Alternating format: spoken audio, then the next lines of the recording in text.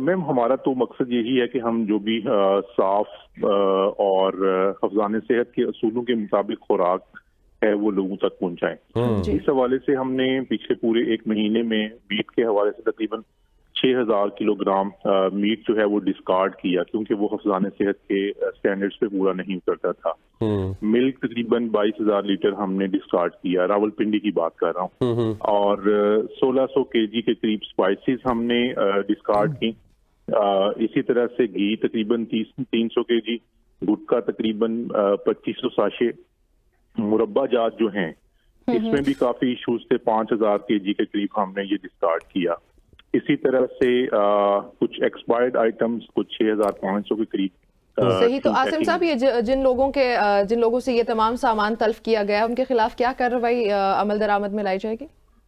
Madam, ये जो meet या मिल्क वाली कैटेगरी होती है जहाँ पे मेजर अडल्ट्रेशन का मामला होता है, वहाँ पे तो हम FIR देते हैं। अदरवाइज अगर कोई होटल है वहाँ पे एक्सपायर्ड आइटम्स पाई जाती हैं तो हम उतने हिस्से को सील कर देते हैं और उनको फाइन भी कर देते हैं। अच्छा आसिम साहब, ये FIR हो गई और फाइन्स हो गए, लेकिन ये पाकिस्तान का एक कांस्टेंट मसला है ना। अभी हमने मेरे ख्याल से रिसेंटली कोई प्रोग्राम किया था, उसमें ओवरऑल पाकिस्तान का सर्वे था कि 90% से ज्यादा जो दूध है, चाहे वो खुला हो या डब्बे वाला हो, वो इस्तेमाल के लायक ही नहीं है और मुजरे सेहत है। अब ये फाइन से या सील कर देने से, वो तो पाकिस्तान का आपको कल्चर पता है, आज सील करते हैं कल फिर खुल जाता है। इसका परमानेंट सोल्यूशन क्या है?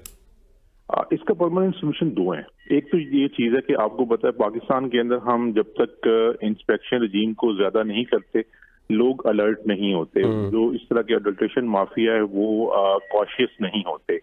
मैं एक बात बताना चाहूंगा कि इसी तनाजुर में कि हमने पिछले पूरे महीने के अंदर तकरीबन जो है डेली बेसिस के ऊपर 10 से 12 लाख लीटर मिल्क जो है उसको चेक किया। जब शुरू में हम चेक कर रहे थे तकरीबन 2.5% के करीब हमें डिस्कार्ड करना पड़ता था ड्यू टू लो क्वालिटी। अब जब हम डेली बेसिस पे आज के दिन में देख रहा हूं मैं, तो वो तकरीबन 0.6% है जो हमें डिस्कार्ड करना पड़ रहा है। मीनिंग देयर बाय के हमारी इंस्पेक्शन को ज्यादा करने से जो अडल्ट्रेशन माफिया है उसकी एक्टिविटीज थोड़ी सी कम हुई हैं, खासी कम हुई हैं। नंबर 1। नंबर 2 ये है कि ये एक, मैं ये समझता हूँ कि एक विगरस कैंपेन की जरूरत है अवेयरनेस के हवाले से, और उसमें जो मीडिया है, इसी तरह से लोग हैं। हमारा एक हेल्पलाइन है 1223। मैं सबसे यही आपके तवज्जो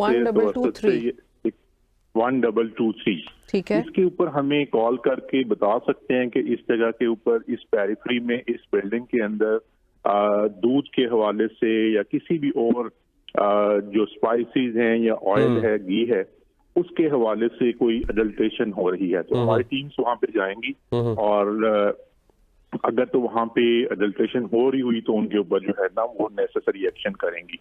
तो ये एक 2 वे ट्रैफिक है जिसमें हमारी तरफ से इंस्पेक्शन और विजिलेंस है और ऑपरेशंस हैं, और दूसरी तरफ से आपकी तरफ से और आवाम की तरफ से एक इंडिकेशन और जो है ना विसल ब्लोइंग है कि इस जगह के ऊपर ये अडल्ट्रेशन की एक्टिविटी हो रही है।